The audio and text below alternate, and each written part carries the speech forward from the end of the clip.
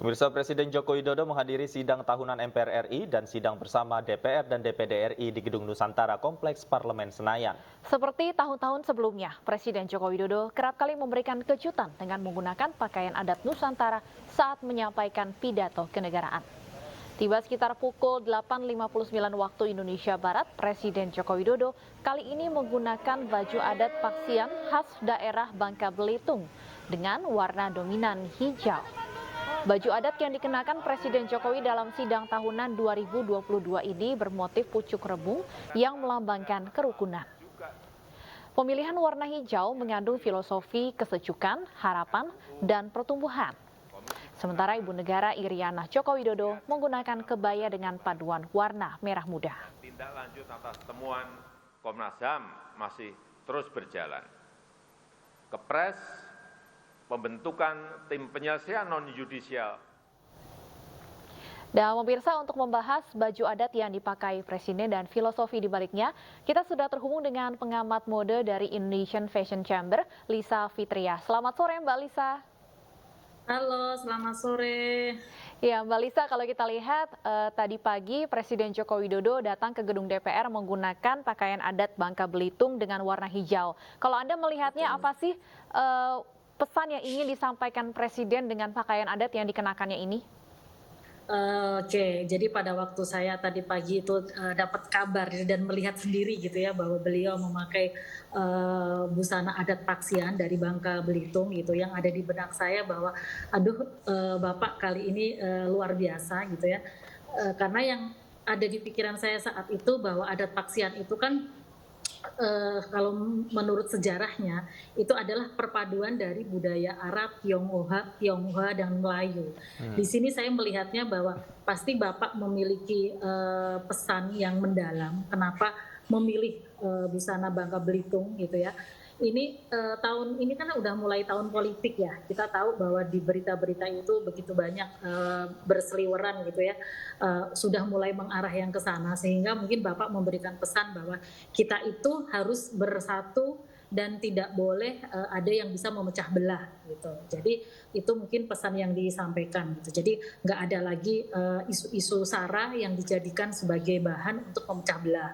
Terus kemudian warna hijau yang dipilih gitu, itu tentunya kalau kita melihat tahun lalu Bapak itu kan memakai busana adat Baduy di mana yang sederhana karena pada waktu itu adalah masa pandemik gitu. Nah, sekarang ini kita sudah mulai masa endemik di mana kita harus optimis gitu. Terus kemudian juga kita harus menyongsong yang akan datang itu dengan penuh kedamaian, kemudian penuh dengan ketenangan, dan warna hijau itu juga melambangkan kemakmuran. Terus kemudian juga ada pesan tentang sustainable atau eco ini ya apa untuk mencintai bumi gitu. Jadi makna hijau itu mendalam sekali yang bisa diartikan dengan banyak hal gitu. Jadi itu pesan yang saya tangkap pada waktu Bapak memilih untuk memakai busana adat Paksian dari Bangka Belitung gitu, Mbak. Oke, Mbak Lisa, kalau dari sisi motif sendiri, motif pucuk rebung ini sebenarnya seperti apa, Mbak? Oke, motif pucung rebung dikenakan itu kan memang satu kalau dari sisi motifnya itu kan juga cukup artistik ya, cukup artistik, namun tidak hanya keartistikannya saja, tapi juga memiliki makna itu tadi kerukunan gitu yang ini juga sebagai pesan karena di situ kan emblismennya kan begitu kentara ya, apa namanya bentuk motif rebungnya biar orang itu langsung tek bahwa oh itu motifnya adalah pucuk rebung di mana memiliki arti kerukunan gitu. Jadi semangat itu yang pengen disampaikan oleh Bapak gitu. Di samping dengan warna hijau maupun filosofi dari terciptanya busana adat dari Paksian tersebut gitu. Baik, Mbak Lisa, sepertinya kan sejak Presiden Joko Widodo rajin menggunakan baju adat setiap tahunnya, baju adat ini juga bisa dikatakan semakin populer juga ya. Nah, ada Betul. pengaruhnya juga nggak sih dengan industri fashion lokal di tanah air? Oh ya, tentunya. Jadi sekarang ini banyak teman-teman desainer, saya pun juga merasakan dampaknya langsung bahwa dengan banyaknya dikenalkan busana-busana dari berbagai daerah gitu ya, itu bisa menjadikan inspirasi, nggak hanya cuman dari sisi bentuknya gitu ya, tapi itu bisa kita eksplor untuk menjadi gaya baru yang inspirasinya dari busana adat gitu. Jadi banyak siluet-siluet baju adat dari berbagai daerah itu yang dieksplor dari oleh teman-teman desainer gitu. Yang di sini memiliki misi nggak hanya cuma dipakai pada saat acara-acara tertentu gitu, tapi bisa dieksplor lebih untuk menjadi ready to wear casual yang bisa dipakai sehari-hari gitu. Oke, kalau Anda nilai potensi untuk melakukan kolaborasi dengan busana adat, kemudian mendesain atau menciptakan desain-desain baru yang terinspirasi dari busana adat saat ini oleh pelaku usaha fashion seperti apa? Jadi kita jadi sering berkolaborasi. Jadi saat ini teman-teman UMKM gitu ya atau pengrajin di berbagai daerah itu sudah banyak sekali melakukan kerjasama maupun kolaborasi dengan teman-teman fashion designer gitu ya untuk memasarkan yang nggak hanya cuman berupa kain saja. Selama ini kan teman-teman pengrajin hanya menghasilkan kain yang akhirnya cuman hanya dibuat sarung atau home decor gitu. Tapi dengan adanya pengenalan ini kemudian dari teman-teman desainer bisa mengolah jadi busana ready to wear yang siap pakai sehingga industrinya jadi lebih besar karena kita terus berkolaborasi gitu dan banyak pihak yang bisa merasakannya gitu.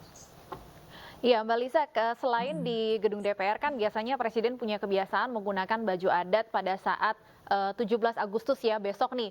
Kalau Betul. saya mau tanya ini lucu-lucuan aja nih Mbak Lisa. Mungkin Mbak Lisa bisa tebak nih kalau besok kira-kira Presiden mau pakai baju adat dari daerah mana nih? Karena kalau 2019 sudah pakai dari Bali, 2020 dari Nusa Tenggara Timur, 2021 dari Lampung. Kira-kira atau mungkin yang ingin Mbak Lisa lihat pakaian adat dari daerah mana lagi nih besok? Kalau saya sih challenging mungkin dari Aceh kali ya. Saya sih belum ada bayangan Bapak besok mau pakai apa gitu ya. Cuman saya pengen Bapak ini pakai budaya ini ya adat Aceh gitu yang pengen lihat. Alasannya kenapa Mbak Lisa? Alasannya mungkin juga ini ya bentuknya itu juga bisa dieksplor gitu dan bisa mengenalkan juga lebih jauh dari berbagai daerah gitu karena kayaknya belum pernah pakai nih yang paling yang daerah sana gitu aja sih. Oke, baik kita tunggu, kita nantikan sama-sama besok Presiden Joko Widodo akan memakai baju adat apa. Terima kasih Mbak Lisa Fitria, pengamat mode dari IFC, sudah bergabung bersama kami di iNews Sore. Pemirsa, Presiden Joko Widodo optimis pertumbuhan ekonomi tahun depan ditargetkan mencapai 5,3%. Sejumlah upaya dilakukan agar mampu berlari di tengah tantangan konflik geopolitik dan dinamika global. Dalam pidato RAPBN 2023 di gedung DPR MPR RI Jakarta, Presiden Jokowi optimis perekonomian Indonesia tumbuh 5,3%. Sementara laju inflasi ditargetkan akan dijaga di angka 3,3%.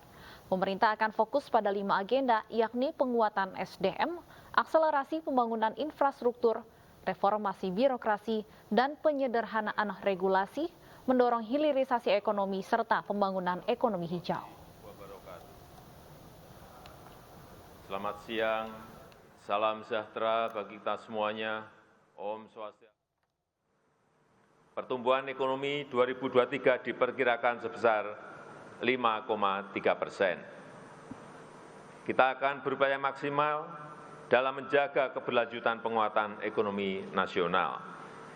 Ekspansi produksi yang konsisten akan terus didorong untuk membuka lapangan kerja yang sebanyak-banyaknya. Berbagai sumber pertumbuhan baru harus segera diwujudkan. Pelaksanaan berbagai agenda reformasi struktural terus diakselerasi untuk transformasi perekonomian. Investasi harus terus dipacu, serta daya saing produk manufaktur nasional di pasar global harus ditingkatkan.